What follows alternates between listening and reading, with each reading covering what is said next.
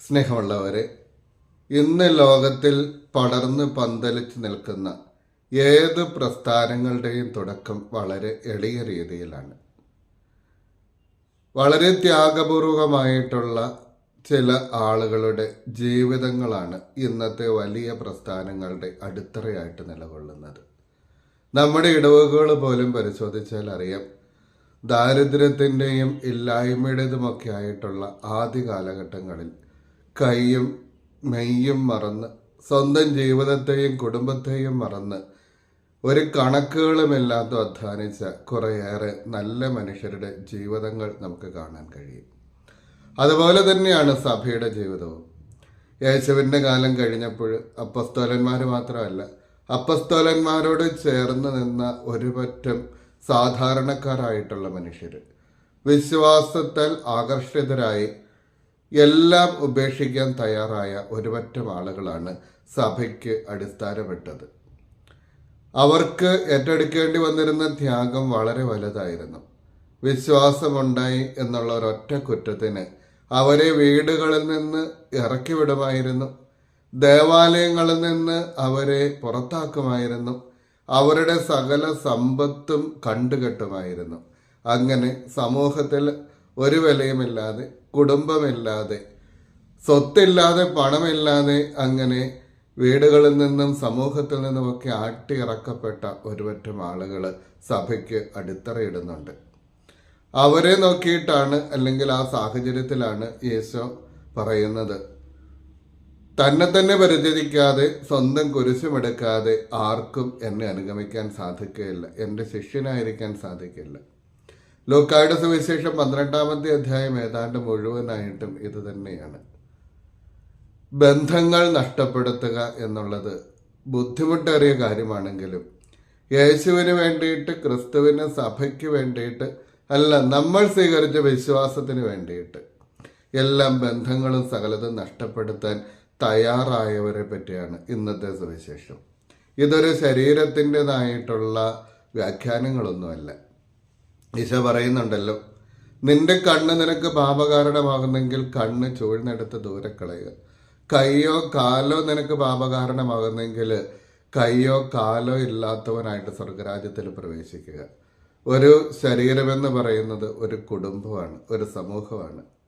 അവിടെ നിനക്ക് എത്ര പ്രിയപ്പെട്ടവരാണ് ഉള്ളത് എങ്കിലും നിന്റെ വിശ്വാസ ജീവിതത്തിന് അവർ തടസ്സമായിട്ട് നിൽക്കുന്നുണ്ട് എങ്കിൽ അവരെ ഉപേക്ഷിക്കാൻ മാത്രം, വേദനയോടുകൂടിയാണെങ്കിൽ ഉപേക്ഷിക്കാൻ മാത്രമുള്ള ധൈര്യവും തൻ്റെ ഇടവും നിനക്കുണ്ടാകണം. അതുകൊണ്ടാണ് ലൂക്കാസ് വിശേഷത്തിൽ 12-ാമത്തെ അധ്യായം അവസാന ഭാഗത്ത് നമ്മൾ വായിക്കുന്നത്, ഞാൻ സമാധാനം സ്ഥാപിക്കാനാണ് വന്നതെന്ന് നിങ്ങൾ വിചാരിക്കുന്നുവോ? അല്ല, ഭൂമിയിൽ തീയിടാനാണ്.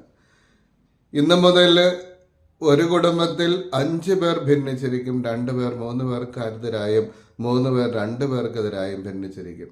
അപ്പൻ മകനെതിരായിട്ടും മകൻ അപ്പനെതിരായിട്ടും അമ്മായിയമ്മ മരുമകൾക്കെതിരായിട്ടും മരുമകൾ അമ്മായിയമ്മയ്ക്കെതിരായിട്ടും. അതായത് വിശ്വാസം സ്വീകരിക്കുന്നവരുടെ കുടുംബത്തിൽ ഭിന്നതയുണ്ടാകും. ആ ഭിന്നത മാറ്റിക്കളയണമെന്നല്ല, കോംപ്രമൈസ് ആകണമെന്നല്ല, പിന്നെയോ അവസാന ഘട്ടം എന്നുള്ള തരത്തിൽ അവരുമായിട്ടുള്ള സംസർഗം പോലും വിശ്വാസത്തിന് എതിരാണ് എങ്കിൽ, നിന്റെ വിശ്വാസം പാലിക്കാൻ നിനക്ക് സാധിക്കാത്തതാണെങ്കിൽ ഉപേക്ഷിക്കണം എന്നുള്ളത് തന്നെയാണ് യേശുവിൻ്റെ പക്ഷം.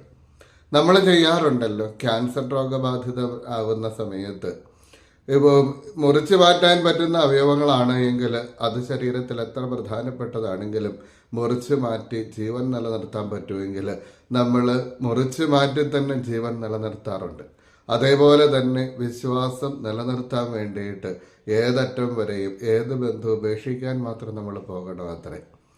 3 തരത്തിലുള്ള കാര്യങ്ങളെപ്പറ്റി, ആളുകളെപ്പറ്റി നമുക്ക് ജാഗ്രത ഉണ്ടാകണം.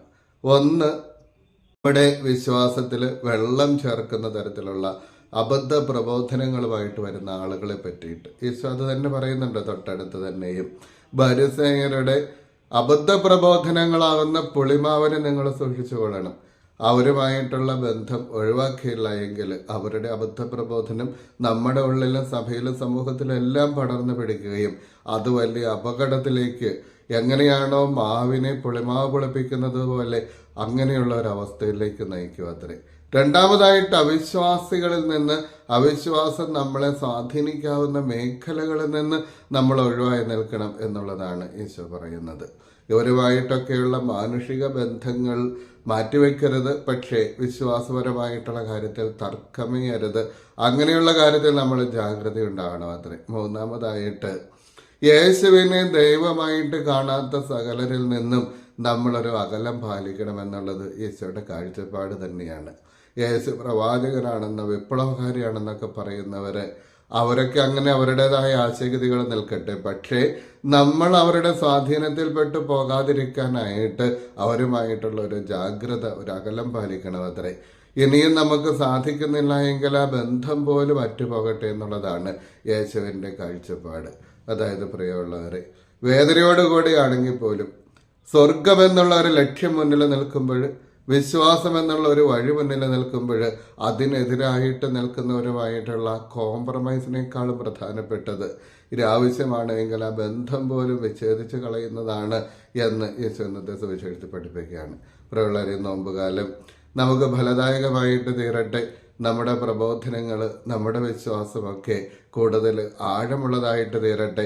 അതിനെതിരെയുള്ള പ്രതിബന്ധങ്ങളെ പറ്റിയിട്ടുള്ള വ്യക്തമായിട്ടുള്ള കാഴ്ചപ്പാടും, എങ്ങനെ ഈ പ്രതിബന്ധങ്ങളെ നേരിടണമെന്നുള്ള ഒരു തിരിച്ചറിവും ഈ കാലഘട്ടത്തിൽ നമുക്കുണ്ടാകട്ടെ എന്ന് പ്രാർത്ഥിക്കുന്നു. ദൈവം അനുഗ്രഹിക്കട്ടെ.